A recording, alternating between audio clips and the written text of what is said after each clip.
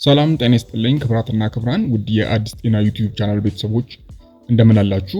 በዚህ ቪዲዮ ላይ የምንመለከተው ስለ አንድ ውህድ ነው። ይሄም ውህድ እንግዲህ የማንጎ ቅጠል ውህድ ነው። እንግዲህ ይሄ ውህድ በተለይም ለስኳር በሽታ ላለባቸው ሰዎች የስኳር በሽታን በቀላሉ እንዲቆጣጠሩ የሚያስችል ውህድ ነው። እናም ይሄንን ውህድ እንዴት ማዘጋጀት እንደምትችሉና ሌሎች አስገራሚ የጤና ጥቅሞችንና በምን ያህል ሰዓት መጠጣት እንዳለባችሁ እና እንዴት መጠጣት እንዳለባችሁ በዝርዝር በዚህ ቪዲዮ ላይ የምንመለከት ይሆናል ማለት ነው። እንግዲህ ይህንን ቪዲዮ ላይክ በማድረግ ጀምሩ። እንዲሁም ለዚህ አስተማሪ ቻናል አዲስ ከሆናችሁ ሰብስክራይብ በማድረግ ቤተሰብ ሁኑ። አሁን ወደ ጉዳይ ሳልፍ እንግዲህ የማንጎ ቅጠል ለስኳር ታማሚዎች ብዙ የሚሰጣቸው ጠቀሜታዎች አሉ። እስቲ መጀመሪያ የስኳር በሽታ ምልክቶች ምንድናቸው የሚለውን እንግዲህ የስኳር በሽታ ብዙ ምልክቶች ቢኖሩትም ዋና የሚባሉት እንግዲህ ከፍተኛ የሆነ የውሃ ጥም፣ በተደጋጋሚ ሽንት መሽናት፣ የረሃብ ስሜት መጨመር፣ ያልታወቀ የሰውነት ክብደት መቀነስ፣ ድካምና አካላዊ መዛል፣ የእይታ መደብዘዝ፣ በሰውነታችሁ ላይ ቁስል ሲከሰት ይሄ ቁስል ቶሎ አለማዳን ወይም ደግሞ የፈውስ መዘግየት፣ የቁስሎች ፈውስ መዘግየት፣ በተደጋጋሚ በኢንፌክሽኖች መጠቃት፣ ለምሳሌ በኢስት ኢንፌክሽን እንዳሉ ኢንፌክሽኖች መጠቃት፣ በእጅ ወይም ደግሞ በእግር ላይ የመውረር ወይም ደግሞ የመደንዘዝ ስሜት ወይም ኒውሮፓቲ የምለው፣ እንዲሁም የቆዳ መድረቅና ማሳከክ ዋነኞቹ የስኳር በሽታ ምልክቶች ናቸው ማለት ነው። እዚህ ጋር ግን ማስታወስ ያለባችሁ ጉዳይ የአይነት አንድ የስኳር በሽታ ምልክቶች በፍጥነት የሚታዩ ሲሆኑ የአይነት ሁለት የስኳር በሽታዎች ደግሞ ቀስ በቀስ የሚታዩ ወይም ደግሞ ቀስ በቀስ የሚመጡ ናቸው ማለት ነው። ስለዚህ ሁሉንም ምልክቶች በአንዴ ላታያቸው ትችላላችሁ ማለት ነው፣ የነገርኳችሁ ምልክቶች ማለት ነው። እንግዲህ እነዚህ ከላይ የነገርኳችሁ ቅድም የነገርኳችሁ ላይ የስኳር በሽታ ምልክቶች የሚቀጥሉ ወይም ደግሞ እየተባባሱ የሚመጡ ከሆነ ሐኪም ማማከር አስፈላጊ ነው። ያለበዚያ ህመሙ ብሶ በጣም ከፋ አደጋ ላይ ሊጥላችሁ ይችላል ማለት ነው። እስቲ አሁን የማንጎ ቅጠል ለስኳር ታማሚዎች የሚሰጠውን ጠቀሜታ እንዴ።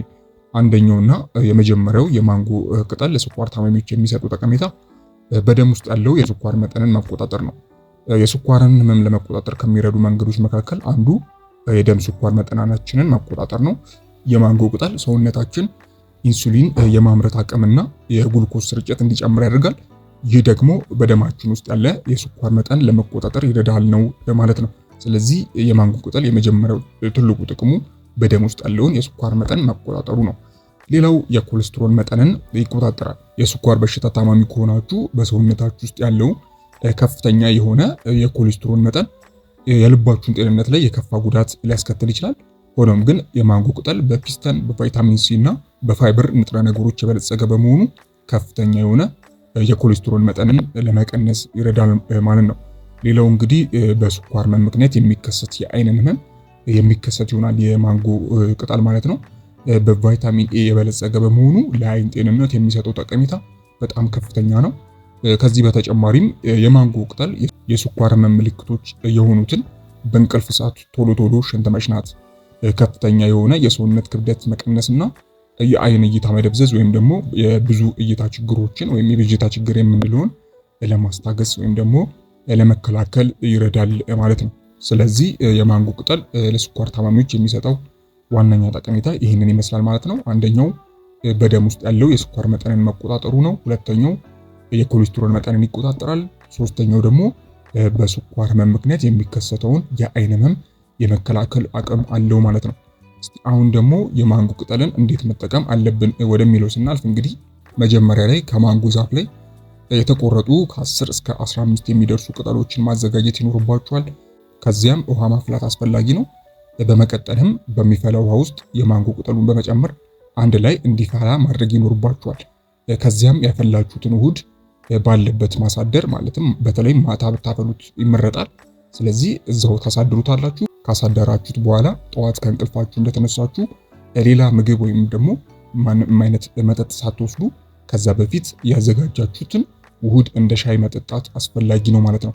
ይህንን እንግዲህ ውህድ ለሁለት ወይም ደግሞ ለ3 ወራቶች ያህል ያለማቋረጥ በየቀኑ በማድረጋችሁ እንግዲህ በቀላሉ የስኳር ህመምን መቆጣጠር ያስችላችኋል ማለት ነው። በጣም ወሳኝ የሆነ እንግዲህ 3 ወር ባትችሉ 2 ወር ወይም ደግሞ 1 ወር ያለማቋረጥ ማድረግ፣ ካቋረጣችሁ ወይም ደግሞ 2 በማድረግ ወይም ደግሞ የምትጠጡትን እንግዲህ ብዛቱን ትንሽ ጨመር በማድረግ ራሳችሁን በማለማመድ እንግዲህ የስኳር ህመሙን መቆጣጠር ወሳኝ ነው ማለት ነው። እንግዲህ ብዙ ጠቀሜታዎች ቢኖሩትም ጎን ለጎን ይሄ ብቻ ሳይሆን ከልብ ጤና ጋር ተያይዞ ከደም ግፊት ጋር እንዲሁም ከምግብ መፍጫ ምናምን ከሚባሉ በጣም ብዙ ችግሮች ጋር ተያይዞ እንግዲህ የማንጎ ቅጠል በጣም ወሳኝ የሆነ ጠቀሜታን የሚሰጥ ይሆናል። ጎን ለጎን ሌሎች ጥቅሞችንም የምታገኙ ይሆናል ማለት ነው።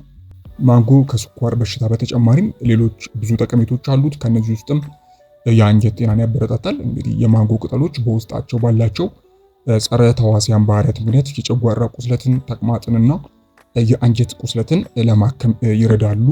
ከዚህ በተጨማሪም ክብደትንም ለመቆጣጠር የሚረዱ ይሆናል። የማንጎ ቅጠል ሻዩን አዘውትሮ መጠጣት ሜታቦሊዝም በመደገፍ ስብን በብቃት ለማቃጠል የሚረዱ ይሆናል ማለት ነው። እንዲሁም ሌላው ወሳኝ ጉዳይ ጭንቀትና እረፍት ማጣትን ይቀንሳል። የማንጎ ቅጠሎች ተፈጥሯዊ የማረጋጋት ውጤት ስላላቸው ጭንቀትንና ፍርሃትን ለመቀነስ የሚረዳ ይሆናል ማለት ነው።